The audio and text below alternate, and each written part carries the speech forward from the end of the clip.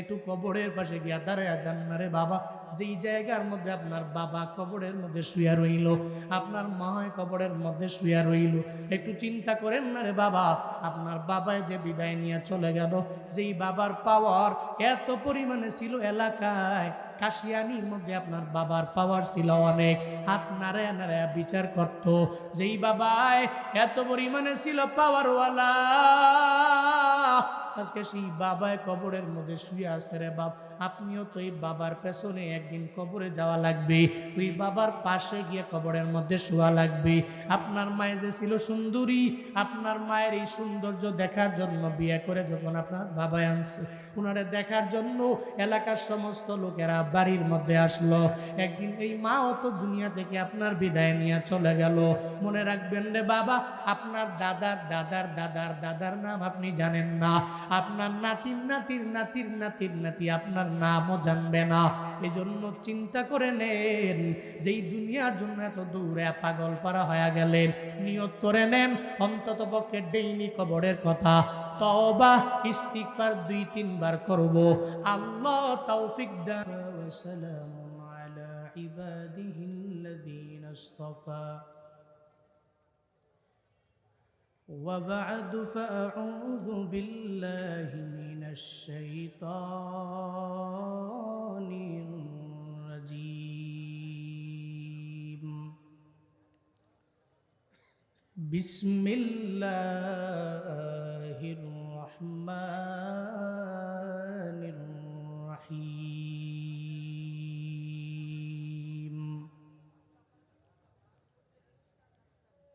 ألم نشرح لك صدرك ووضعنا عنك وزرك الذي أنقض ظهرك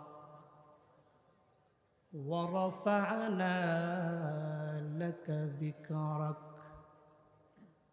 فإن مع العسر يسرا إن مع العسر يسرا فإذا فرغت فانصب وإلى ربك فارغب. صدق الله مولانا العظيم وصدق رسوله النبي الكريم ونحن على ذلك لمن الشاهدين والشاكرين والذاكرين والحمد لله رب العالمين. سبحانك لا علم لنا إلا ما علمتنا إنك أنت العليم الحكيم. رب اشرح لي صدري ويسر لي أمري واحلل عقدة من لساني يفقه قولي. कौनैन का मुख्तार खुदा तुमको बनाया, कौनैन का मुख्तार खुदा तुमको बनाया, उम्मत की नगाहबान खुदा तुमको बनाया, उम्मत की नगाहबान खुदा तुमको बनाया. या रब मेरे आँखों में समा जाए मदीना, या रब मेरे आँखों में समा जाए मदीना. मुद्दत से मेरे दिल में तमन्ना है मदीना, मुद्दत से मेरे दिल में तमन्ना है मदीना. বাদাল আসর থেকে নিয়ে এ পর্যন্ত কোরআন এবং হাদিস থেকে দিক নির্দেশনামূলক বাণী আপনাদেরকে অনেকেই শুনিয়েছেন, আপনারাও শুনছেন। শুরুতেই আমাকে একটু উচ্চ কণ্ঠে উচ্চ আওয়াজে জবাব দিবেন, এই সুন্দর মজলিসটি পেয়ে আপনারা খুশি না বেজার? মনে হয় যে অর্ধেক মানুষ খুশি, বাকি অর্ধেক মানুষ বেজার। এই সুন্দর মজলিসটি পেয়ে আপনারা খুশি না বেজার? একটু একটু খুশি না বেশি খুশি? আজকের এই মাহফিলের আয়োজন যারা করেছেন, আল্লাহ প্রত্যেককে দুনিয়া এবং আখিরাত উভয় জগতে কল্যাণকামীদের অন্তর্ভুক্ত বানায় দেন, সকলেই পড়িয়া আমিন। স্পেশালি হাফিজ মাওলানা মোহাম্মদ ইবাদত হোসেন, আল্লাহ ভাইয়ের রিজিকে ব্যবসাতে বারাকা দান করেন, সকলে পড়িয়া আমিন। ভাই সব লং টাইম কথা বলা যাবে না। আজকের এই মাহফিলে দেশের সুনামধন্য মশহুর প্রসিদ্ধ মানুষগুলো এই মঞ্চে আছেন এবং ডক্টর কামরুল ইসলাম সাঈদ আনসারী উনিও আছেন, উনিও আসবেন। সবাই দামি, ইলমের দিক থেকে, হিলমের দিক থেকে, আমলের দিক থেকে প্রত্যেকেই অগ্রগামী। বেশি কথা বলার সময় নেই, সংক্ষিপ্ত সময়ে যতক্ষণ পারি নির্ধারিত টাইমে কথা বলবো। আল্লাহ আমাকে বলার, আপনাদেরকেও শোনার তৌফিক দান করেন, পড়েন আমিন। আমি ব্যক্তিগতভাবে অনেক ক্লান্ত। গতকালকে আমার যেখানে প্রোগ্রাম ছিল, একটা কারণ, এই প্রোগ্রাম থেকে বাসায় ফিরতে আমার সময় হয়ে গেছে দিনের 10টা। এরপরে কোনো রকম ঘুমায়া বাজান ফোন দিছে, কই বাসা থেকে লাভ দিয়া উঠা ঠিক মতো খাইও নাই। সেই খানা কালকে রাতের খানা খাইছি এখানে এসে। এই জন্য আমি টায়ার্ড, ক্লান্ত। এরপরেও যতটুকু পারি একটু বলি, রাগ করবেন আপনারা? কষ্ট হচ্ছে আপনাদের? পড়েন সুবহানাল্লাহ, পড়েন আলহামদুলিল্লাহ, পড়েন আল্লাহু আকবার। আমি খুতবায় সূরা ইনশিরাহ তিলাওয়াত করেছি। কোন সূরা? ইনশিরাহ, 94তম সূরা, মাক্কি সূরা, 8টি মাত্র যার আয়াত। এই সূরা ইনশিরাহ আল্লাহ পাক নবীজির মাক্কি লাইফে নবীর উপরে নাজিল করেছেন কেন? শানে নুজুল কি? অবতরণের প্রেক্ষাপট কি? আমরা প্রত্যেকেই জানি নবীজি 40 বছরের নবুয়ত পেলেন। একটু আমাকে এই প্রশ্নের জবাব দিবেন, নবুয়ত পাওয়ার আগে থেকেই কি নবী সত্যবাদী, নাকি নবুয়ত পাওয়ার পরে সত্যবাদী? নবীজি নবুয়ত পাওয়ার আগেই আমানতদার, নাকি নবুয়ত পাওয়ার পরে আমানতদার? 40 বছরের জিন্দেগিতে কোনো গালি, ওয়াদা করে ওয়াদার খেলাফ, মিথ্যা, অন্যায়, মূর্তি পূজা, জুলুম আছে? ছিল? 40 বছরের জিন্দেগিতে আমার মায়ার নবীর কোনো মিথ্যা নাই। জিন্দেগিতে জীবনে কোনোদিন ওয়াদা করে ওয়াদার খেলাফ করেন নাই নবী আমার। জীবনে কোনোদিন আমানতের খেয়ানত আমার মায়ার নবী করেন নাই। 40 বছর এজন্য আবু জাহালের দরবারে মোহাম্মদ ভালো মানুষ, মোহাম্মদের লকব দেওয়া হলো, কয়ে মোহাম্মদের মতো আল্লাহ আমিন কেউ হতে পারে না, আমানতদার কেউ হতে পারে না। সে ওয়াদা করে ওয়াদার খেলাফ করে না, মিথ্যা বলে না, গালিও দেয় না। এই জন্য 40 বছরের নবুয়ত পাওয়ার আগে এরা আমার মায়ার নবীরে আল্লাহ আমিন উপাধি দিয়া দেয়। কিন্তু নবুয়ত পাওয়ার পরে নবী যখন দাওয়াত দেন, মাথা বড় নষ্ট হয়ে গেল আবু জাহালের। কারণ আবু জাহালের চরিত্র খারাপ। মায়ান নবীর চরিত্রের সার্টিফিকেট দিয়েছেন একজন, চিল্লায়া বলেন তার নাম। আবু জাহালের চরিত্র চূড়ান্ত লেভেলের খারাপ। মায়ান নবীর চরিত্রের ব্যাপারে আল্লাহ পাক রব্বুল আলামিন সার্টিফিকেট দিয়ে দিলেন, ইন্নাকা লাআলা খুলুকিন আযীম। আল্লাহ পাক বলেন, ও পয়গম্বর আমার, খুলকে আজিম আমি আল্লাহ আপনারে দিয়ে দিলাম, সুমহান এক চরিত্রের অধিকারী আমি আল্লাহ আপনারে বানায়া দিলাম। এজন্যই যার চরিত্র ভালো তার দলটা ডে বাই ডে ভারী হবে, এটাই স্বাভাবিক ব্যাপার। আবু জাহালের মাথা বড় গরম হয়ে যায়। দুনিয়ার স্বাভাবিক নিয়ম হলো যারা হকের কথা বলে দেখবেন যারা বাতিল এদের দল হালকা হবে ভেবে এদেরকে বিভিন্ন জুলমের মাত্রা বাড়ায়া দেয়, নির্যাতনের মাত্রা বাড়ায়া দেয়। কারণ চরিত্রহীনেরা লম্পটেরা ভালো করেই জানে একজন চরিত্রওয়ালা হক কথা বলনেওয়ালা মানুষ যদি আমার এলাকার মধ্যে থাকে তাহলে জীবনে কোনো দিন এই এলাকার মধ্যে আমি ডেভেলপ হতে পারবো না, আমি উন্নতি সাধন করতে পারবো না। এজন্যই দেখবেন নিজের জালেম বানাইয়া হক কথা বলনেওয়ালারে জিন্দানখানায় বন্দি করে। এমন নজির প্রমাণ আমার দেশে আছে না না? হকের কথা বললে মাথা নষ্ট হয়ে যায় জালেমের। ডক্টর আফিয়া সিদ্দিকার ব্যাপারে আমার বাংলাদেশের 100% মানুষ জানে না, 90% মানুষই জানে না, মাত্র 10% মানুষ তার ব্যাপারে জানে। কে সেই ডক্টর আফিয়া জানো? বাংলাদেশে বাড়ি না, পাকিস্তানের মধ্যে বাড়ি। আমেরিকার সিটিজেন হয়ে ওখানে পড়াশোনা করলেন, ভার্সিটি থেকে অনার্স মাস্টার্স করনে ওলি আল্লাহর বান্দি একাধারে স্নায়ু বিজ্ঞানী। আবার ডক্টর আফিয়া একাধারে 30 পারা কোরআনের একজন হাফেজা। চিল্লায় পড়া যাবে কি মারহাবা! একাধারে স্নায়ু বিজ্ঞানী, আবার কোরআনের হাফেজা, আবার আমেরিকা দামি দামি বড় বড় ভার্সিটি থেকে পড়ুয়া অনার্স মাস্টার্স করনে ওলি নারী।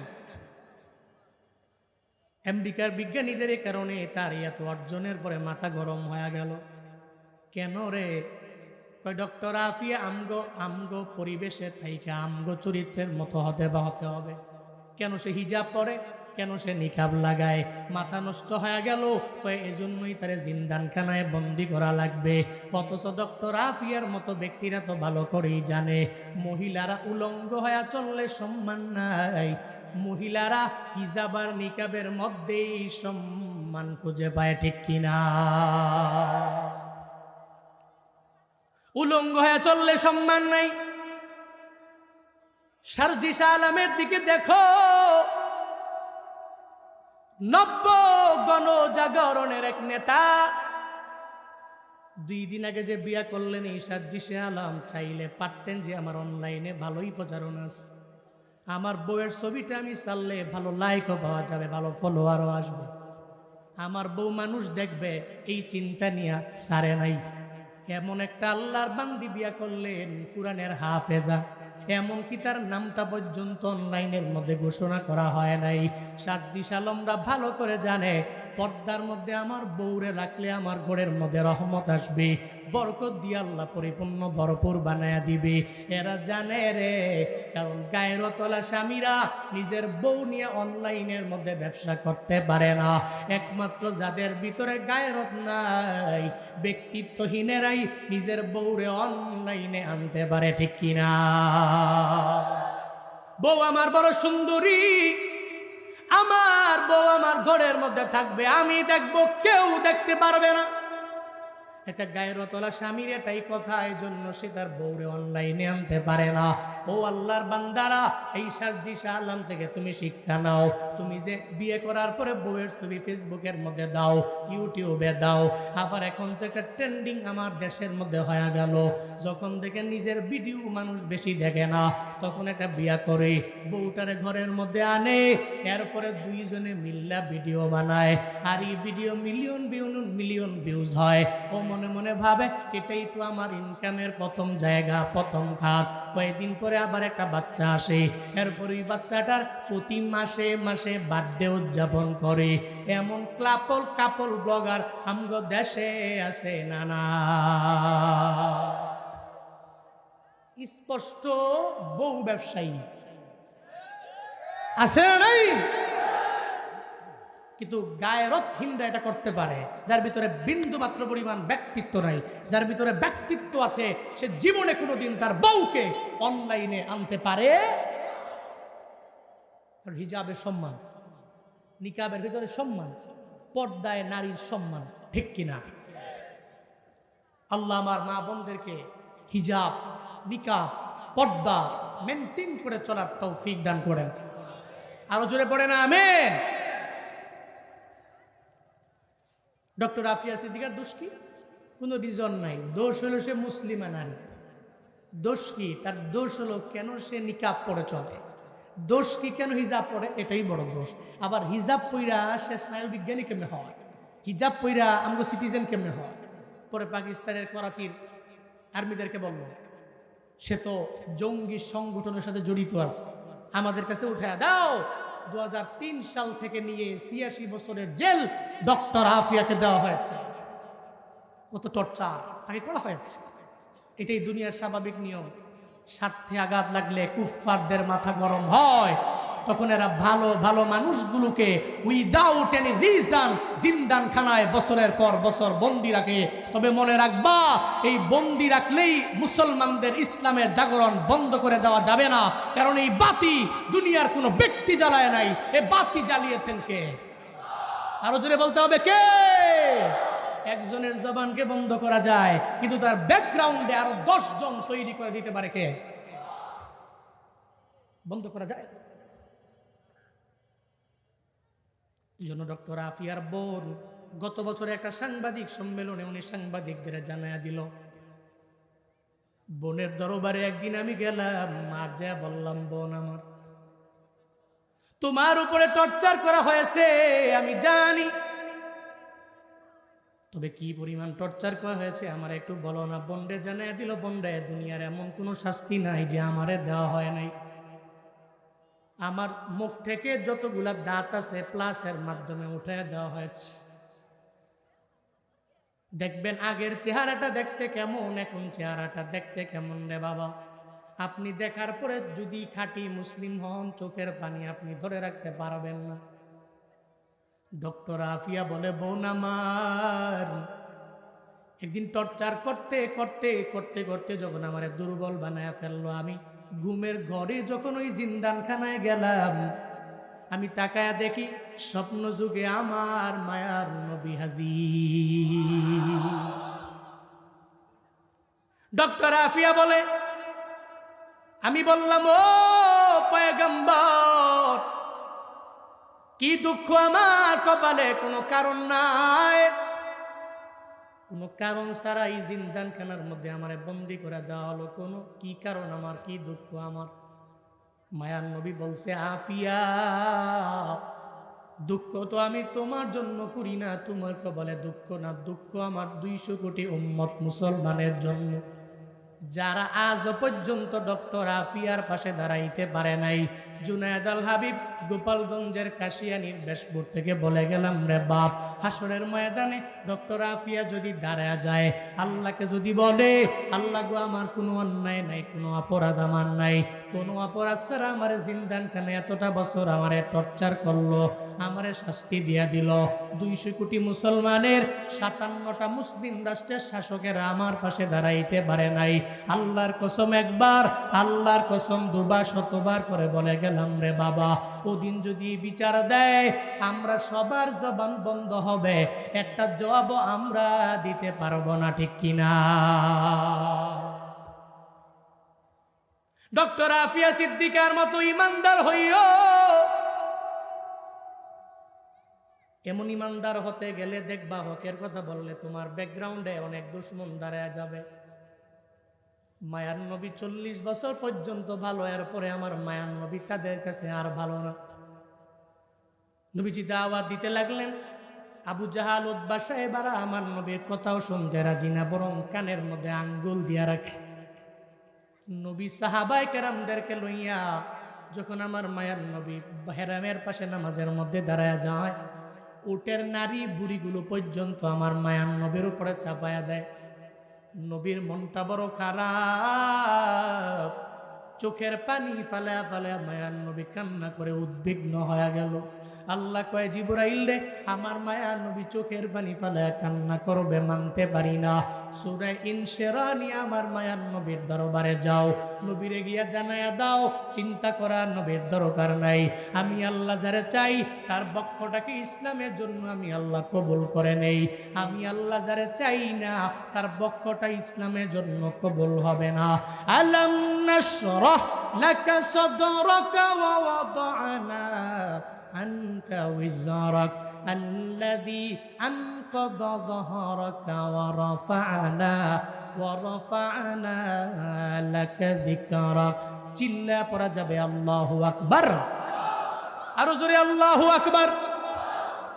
আল্লাহ পাক বলেন আলাম নাশরাহ, আমি কি প্রশস্ত করে দেইনি লাকা সদরা, আপনার জন্য আপনার বক্ষ আমি আল্লাহ কি প্রশস্ত করে দেইনি? কে প্রশ্ন করেন? কে প্রশ্ন করেন? কারে করেন? বুঝলেন? আল্লাহ প্রশ্ন করছেন আমি কি আপনার জন্য আপনার বক্ষটাকে প্রশস্ত করে দেইনি? আপনি তো ব্রড মাইন্ড। আপনার এই সিনা থেকে, আপনার এই বক্ষ থেকে আমি ছিঁড়ে ভিতর থেকে হৃদয়টাকে বের করেছি।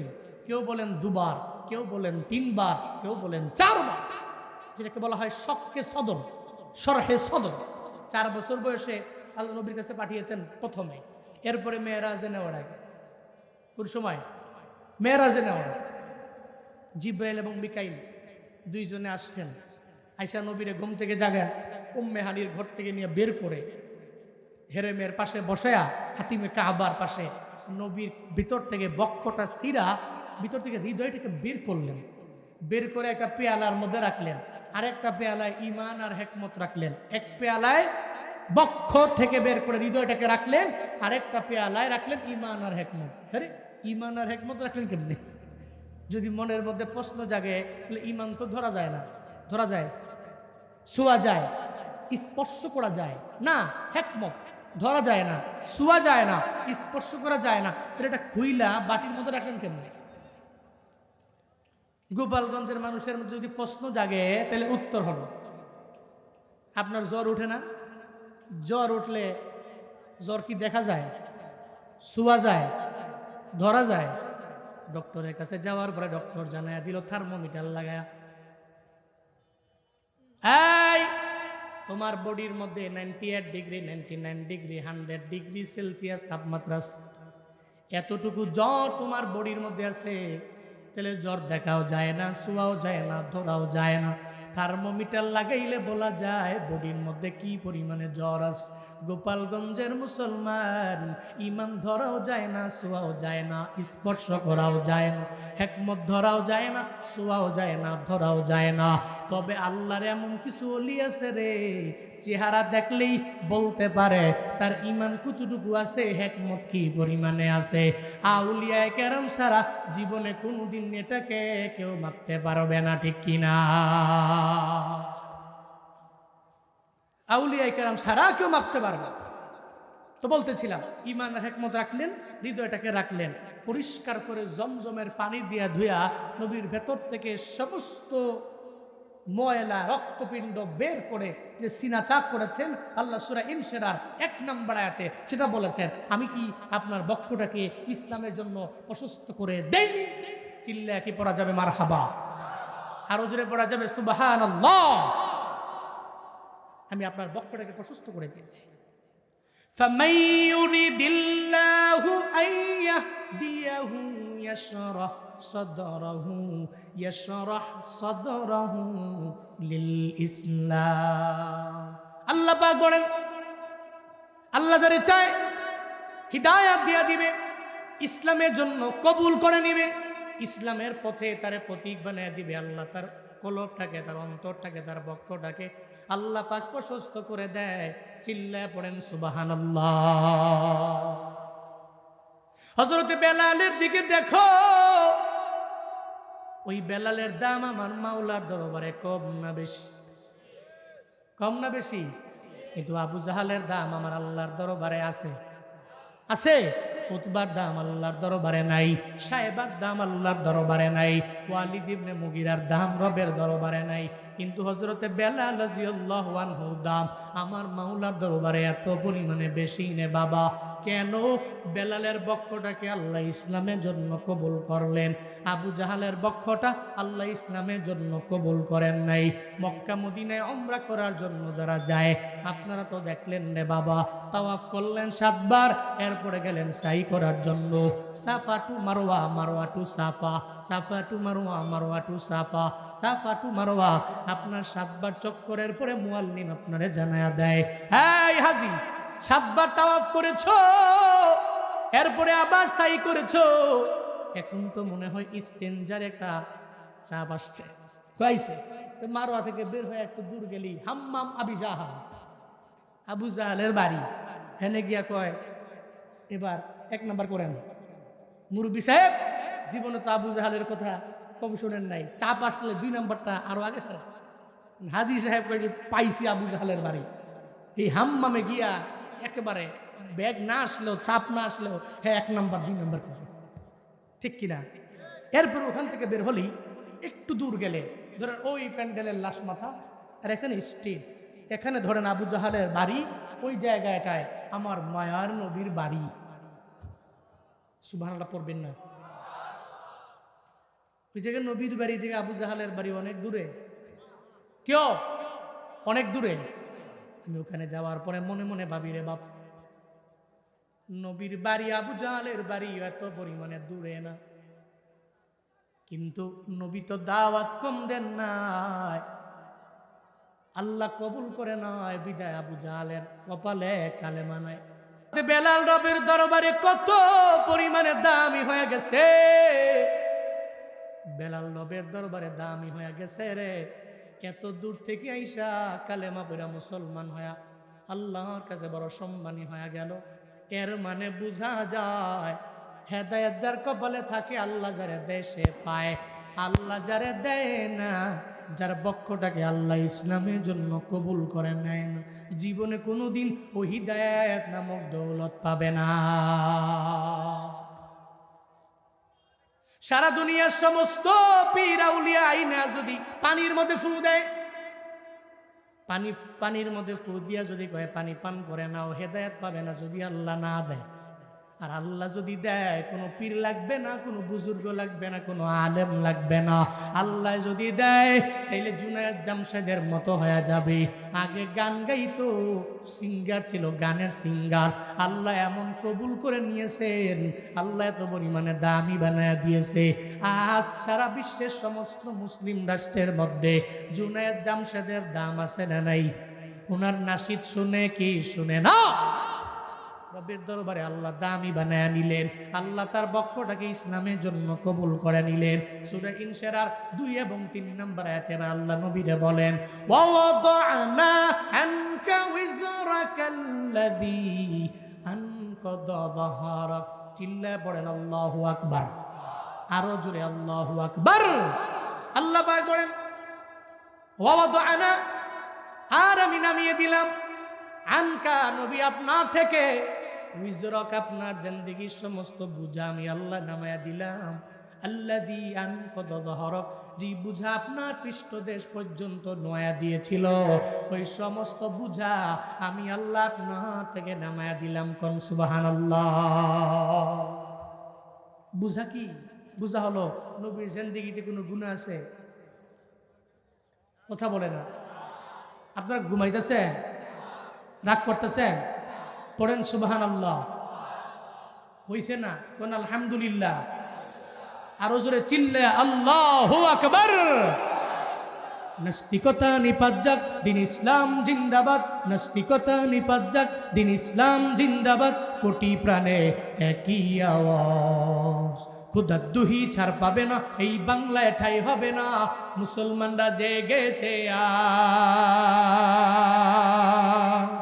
জোর কদমে সামনে চলো, বজ্র কণ্ঠে আওয়াজ তুলো, সবে মিলে একই তালে দাও না স্লোগান, নারায়ে তাকবীর, লিল্লাহে তাকবীর। দিন ইসলাম, দিন ইসলাম জিন্দাবাদ, জিন্দাবাদ।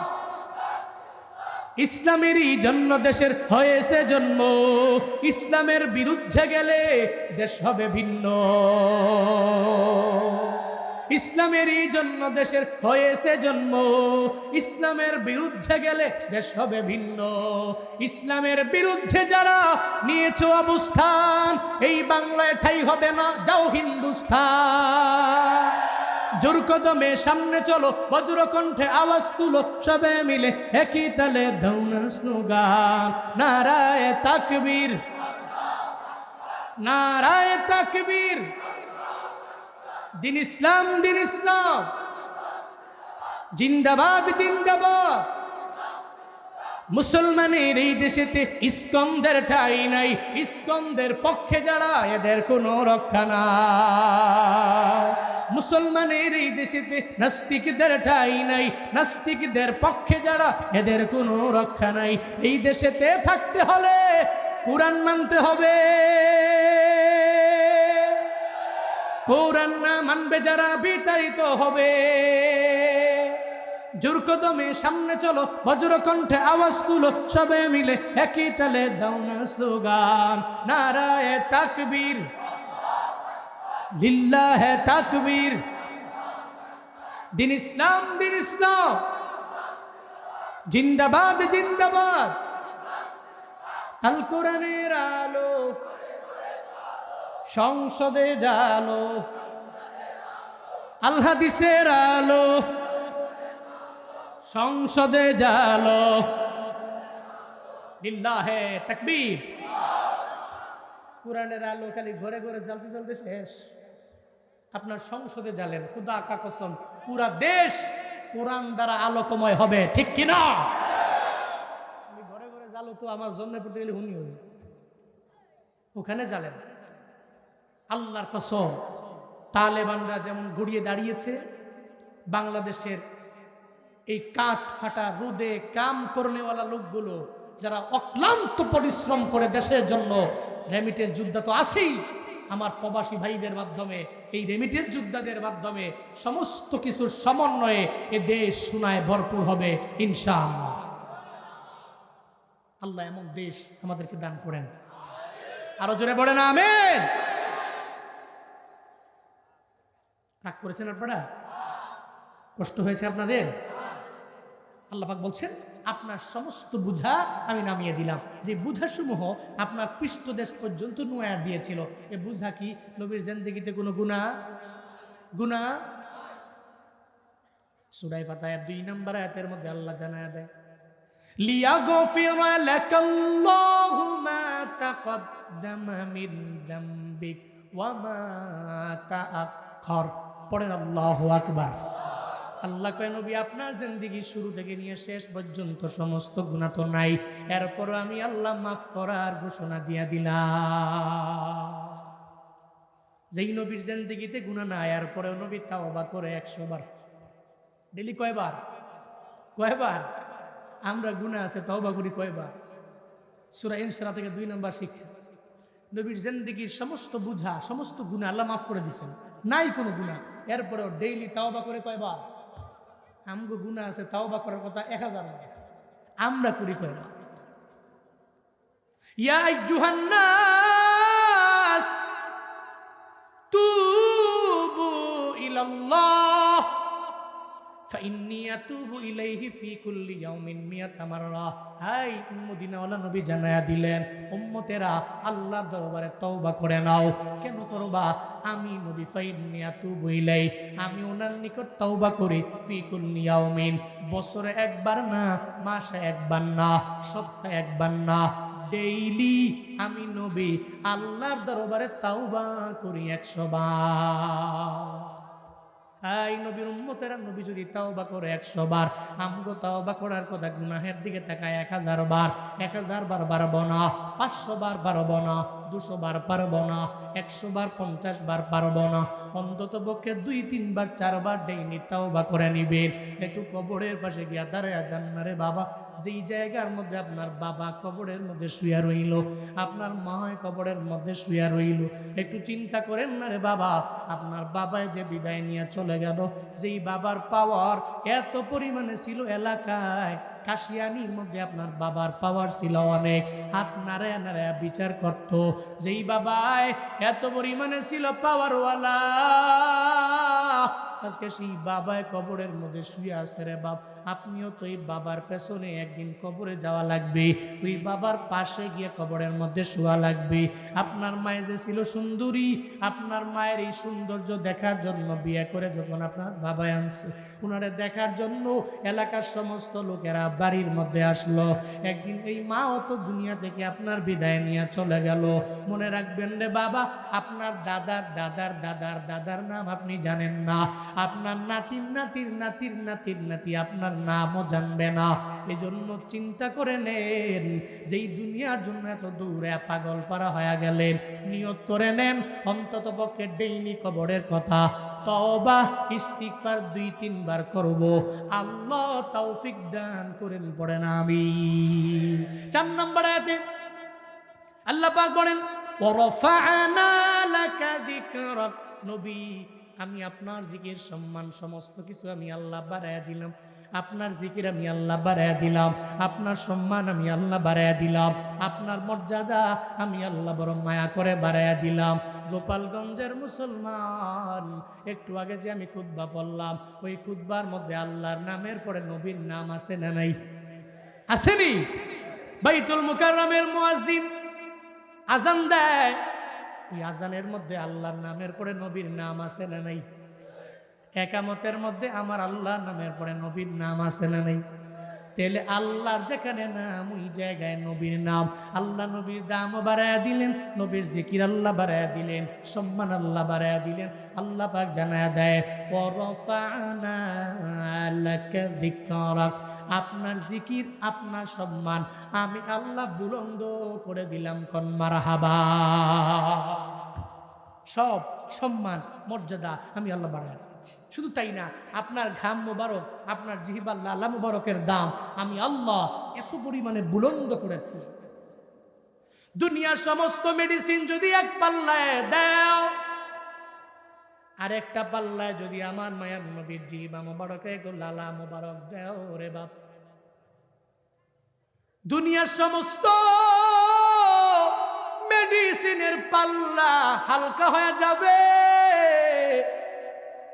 আমার মায়ার নবী এক ফোঁটা লালা মুবারকের দাম এবং পাল্লা ভারী হয়ে যাবে। কোন মারহাবা।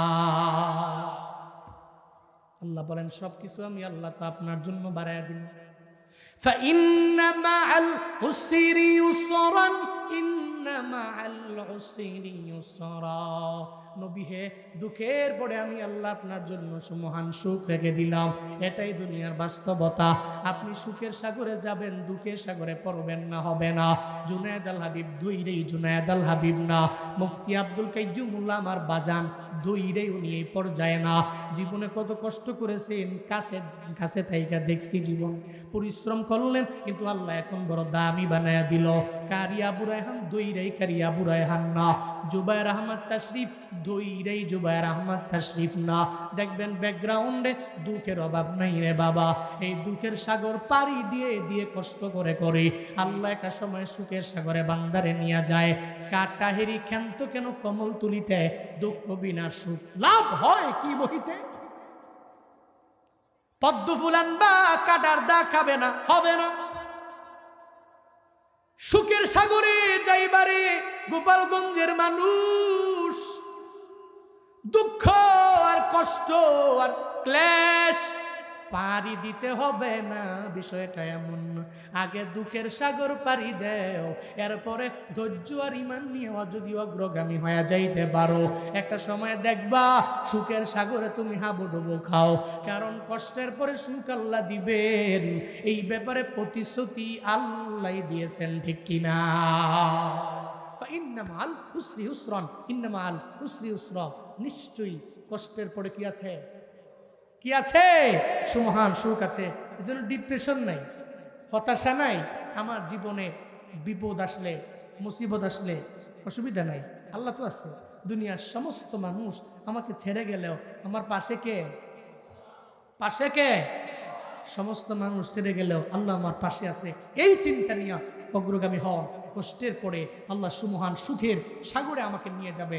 এরপরে ফাইদা ফারাগতা ফানসাব ওয়া ইলা রাব্বিকা ফারগাব। আল্লাহ পাক বলছেন, যখন আপনি দুনিয়াবি লাইন থেকে, দুনিয়াবি কাজ থেকে ফারেগ হবেন, ফানসাব, আপনি কঠিনভাবে ইবাদতে মগ্ন হন, দুনিয়াবি লাইনের কাজ শেষ, তখন তো বসে থাকলে হবে না, ইবাদতে মগ্ন হওয়া লাগবে। এক কথায় ওয়াইলা রাব্বিকা ফারগাব, আপনার রবের দিকে আপনি ঝুঁকে পড়েন, আপনার রবের দিকে আপনি মনোনিবেশ করেন। আপনি যখন ফারেগ, আপনি যখন অবসর, তখনই আপনার রবের ইবাদতে আপনি ঝুঁকে পড়েন। আল্লাহ নবীরে কেন বললেন? নবী তো এত ইবাদত করতেন, পা মোবারক পর্যন্ত ফুলে যেত। আদেশ দেওয়া নবীরে মানে নবীর সমস্ত উম্মতকে দেওয়া। সমস্ত নবীর উম্মতেরা ফারেগ হয়ে গেলে ইবাদত করবে কার? কার? আর ইবাদত করার মুখ্যম সময়টা কোন কাল? নাবালেগ, বুড়া। বুড়া তো আছে ঠিক মতো অজু বানাইতে ঠিক মতো পারে না, যাই বানায় হাত মুখ ধোয়ার পরে হোম মিনিস্টারকে বলে অজু ছুটতে গেছে গা, পানিও শেষ, আবার দাও। পরে আবার অজু করে, এরপরে মুখটা ধুয়ে হাত পর্যন্ত গেছে, আবার কয় অজু ছুটে গেছে গা, আবার পানি দাও। ঠান্ডা পানি না, তাও গরম পানি। বাপ, আমি আপনারে বলি, এই যে বুড়া হয়ে গেলেন, চাইলে আপনি জুয়ানকালের মতো ইবাদত করা ইম্পসিবল, কিন্তু জুয়ানকালে ইবাদত করা আপনার জন্য সহজ। এটা আপনি চাইলেই করতে পারেন। আপনি যে ফারেগ হয়ে গেলে ইবাদত করবেন, আপনার ইবাদতটা কোন সময় হবে শিখলাম আজকে। আমার যৌবনকাল ইবাদত করার মুখ্যম সময়। না নাবালেগ না বুড়া, এই দুই হালাতে আমি পারি না, কিন্তু জুয়ানকালে আমি চাইলেই সমস্ত ইবাদত করতে পারি। সারা রাতের 3 ভাগ কইরা 1 ভাগ আমি ইবাদতের মাধ্যমে কাটাইতে পারি। চাইলে আমি ঠান্ডা পানি দিয়ে ওযু বানাইতে পারি, চাইলে আমি দৌড়ে বিভিন্ন মসজিদে যেতে পারি, চাইলে বৃষ্টি দিয়ে আমি হাঁটতে পারি, চাইলেই বৃষ্টি দিয়ে আমি ভিজতে পারি। যেটা নাবালেগ অবস্থায় ইম্পসিবল, বুড়া অবস্থায় ইম্পসিবল, তো জুয়ান কালে পসিবল। তাহলে ইবাদতের মুখ্যম সময় যৌবন কাল। নিয়ত করো যুবকরা, যৌবন কালে ইবাদত করব। রাজি আছেন তো ইনশাআল্লাহ? রাজি আছেন তো ইনশাআল্লাহ? আল্লাহ তৌফিক দান করেন, সকলেই পড়ি আমিন। তাহলে সূরা ইনশিরাহ থেকে আমরা কি পেলাম? আমরা কি শিখলাম? 1 নম্বর শিক্ষা হলো হিদায়াত দেওয়ার মালিককে। মালিককে আল্লাহ যারা চায় তার বক্ষটাকে ইসলামের জন্য আল্লাহ কবুল করে নেয়, আল্লাহ যারা চায় না তার বক্ষটাকে ইসলামের জন্য কবুল করে না। শিখলাম আমরা, জানলাম আমরা সূরা ইনশিরাহ থেকে হেদায়েত দেওয়ার মালিক আল্লাহ। 2 নম্বর শিক্ষা, নবীর জিন্দেগিতে কোনো গুনাহ নাই, এরপরেও নবী তাওবা করছেন 100 বার। আমগো গুনাহ আছে, তাওবা করার কথা 1000 বার, পারি না। 500 বার পারি না, 100 বার পারি না, 50 বার পারি না, 10 বার পারি না, 5 বার পারি না, 2-3 বার। কবরের কথা, তাওবা, ইস্তিগফার ডেইলি চালু রাখবো। 2 নম্বর শিক্ষা। 3 নম্বর, নবীজির শান মান অনেক উঁচু, অনেক হাই। আমার চলার পথে, আমার বলার সময়ে এমন কোনো কথা আমার জবান দিয়ে বের করব না যে নবীর শান মানই খাটো হয়ে যায়, এমন কথা জীবনেও বলবো না। উল্টা নবীর সমস্ত সুন্নতের উপরে আমি আমল করব। 3 নম্বর। 4 নম্বর সূরা ইনশিরাহ থেকে শিক্ষা হলো কষ্টের পরে আছে সুমহান সুখ। ডিপ্রেশনে পড়ব না, ডিপেন্ডার হব।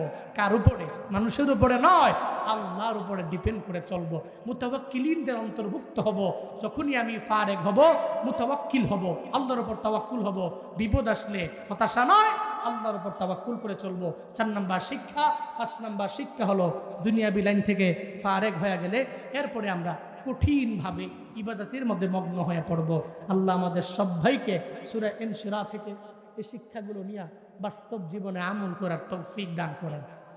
আরো জোরে পড়ে না আমিন? আর একটা আওয়াজ করে চিল্লায় পড়তে হবে আমিন। আচ্ছা, মনে বড় আশা ছিল যাব মদিনায়। আমরা সবাই মিলে গাইবো, হ্যাঁ সবাই মিলে, একজনও জবান বন্ধ রাখবেন না। ইশক নিয়া, প্রেম নিয়ে গাইবেন। পারবেন তো ইনশাআল্লাহ? পারবেন তো? মনে বড় আশা ছিল যাব মদিনায়, মনে বড় আশা ছিল। না, ইশক নিয়ে গান না আপনারা, ইশক নিয়ে প্রেম নিয়ে গাইতে হবে। প্রেম, ভালোবাসা নিয়ে। ওই যে প্রেমিক প্রেমিকার জন্য জীবন দেয় না মাঝে মাঝে, আই লাভ ইউ, আর তুমি যদি আমার আই লাভ ইউ টু না কও তাহলে আমি বাঁচবো না। এই যে ইশক, এই যে প্রেম, এটা নবীর প্রতি কাজে লাগান। পড়েন, মনে বড় আশা ছিল সালাম আমি করব গিয়ে, সালাম আমি নবীর রওজা,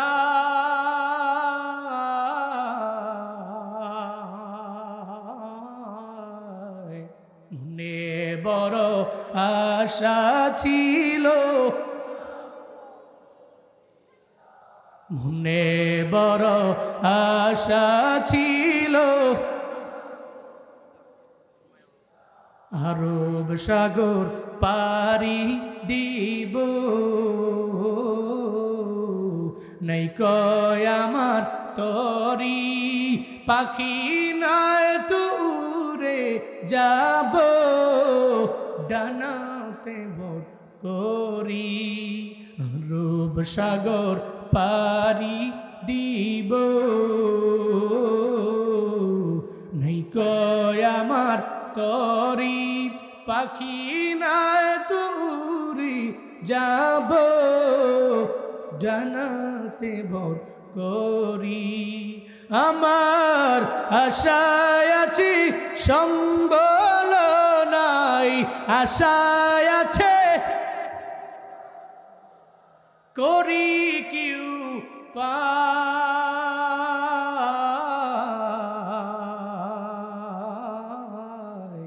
মনে বড় আশা ছিল, মনে বড় আশা ছিল, যাব মদিনায়, মনে বড়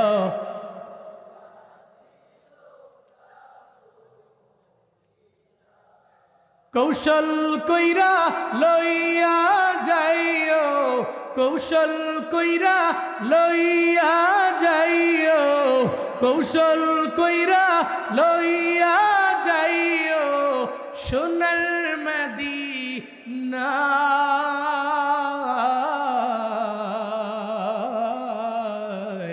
মনে বড় আশায় আছে, মনে বড় আশায় আছে, যাব মদিনায়, মনে বড় আশা ছিল, যাব মদিনায়, মনে বড় আশা ছিল। আল্লাহ জীবনে একবার হলেও মক্কা মদিনায় যাওয়ার মতো তৌফিক এই ময়দানের প্রত্যেকটা মানুষকে দান করেন। ওখানে যেতে টাকা লাগে না, ইস্ক লাগে। কি লাগে? কি লাগে? জালালউদ্দিন রুমি বলেন, সাত সাগরের কিনারে বৈশা বৈশা এক পিঁপড়া চোখের পানি ফালা রবের দরবারে কান্দে। মানুষ না, পিপিলিকা আল্লাহ দরবারে কান্দে, আল্লাহ আমার কি মক্কা মদিনায় নিতেন না? কি কয়? কে কয়? পিঁপড়া কয়, আল্লাহ আমার কি মক্কা মদিনা নিতেন না? পিঁপড়ার কান্দনটা আল্লাহর কাছে পছন্দ হয়ে গেছে। আল্লাহ কয়, কবুতর পিঁপড়ার কাছে যা, পিঁপড়াটা নিয়ে ঘুরে মক্কা মদিনা দেখায় দেয়। আল্লাহু আকবার জোরে বলে না? কবুতর কয়, কিরে বিমান তো হাজির ওড়স না কে? এয়ারপোর্ট তোর কাছে বসে, ফ্লাইট বোর্ডিং পাস পাসপোর্ট সব তো আমার কাছে। হট! পিঁপড়ায় কবুতরের পায়ের মধ্যে কামড় দিছে, কবুতর নিয়ে মক্কা মদিনা ঘুরায়া আবার ওই সাগরের কিনারে আইসা রাইখা দিয়ে গেছে। সুবহানাল্লাহ, পকেটে থন বাড়ি যায় কইন। আরো জোরে সুবহানাল্লাহ, আরো জোরে আল্লাহু আকবার। ওখানে যেতে টাকা লাগে না, কি লাগে? ইশক, ইশক লাগে, প্রেম লাগে, ভালোবাসা লাগে, ভালোবাসার সমন্বয় লাগে। খুদা কা কসম, এই ভালোবাসা আপনারা মক্কা মদিনায় নিতে পারবে। আল্লাহ সব ভাইকে নবীর ইশক মহাব্বত অন্তরে রেখে মক্কা মদিনায় যাওয়ার মতো তৌফিক, অন্তত পক্ষে একবার যাওয়ার মতো তৌফিক প্রত্যেককে আল্লাহ পাক দান করেন। সকলেই পড়িয়া আমিন। এই মাহফিলকে আল্লাহ কবুল করেন। শেষ পর্যন্ত কথা বলে যারা, সবার কথা শুই না, দোয়া দিয়া এরপরে প্রত্যেকে বাড়ি যাবেন। এরপরে আমাদের ইবাদত হোসেন সাহেব, যিনি ব্যবস্থাপনা করেছেন, পরিচালনা করছেন, পরিচালনা করছেন, ওনার জন্য দোয়া করবেন। এখন আপনাদের সামনে ইসলামী নাশিদ এবং 3 প্রকারের, 4 প্রকারের, 3 প্রকারের কোরআন তিলাওয়াত করবেন আমার বন্ধুবর। আপনারা যারা অপেক্ষমান ওয়েটিংয়ে আছেন, আমাদের অনেক কাছের, কত কাছের এটা বলে বুঝানো যাবে না, এত কাছের, আমাদের অনেক কাছের, আমাদের প্রিয়, আমাদের কলিজার বিশ্বজয়ী কারি আবু রায়হান আপনাদের সামনে আসছেন। এ মুহূর্তে বিশ্বজয়ী কারি আবু রেহান।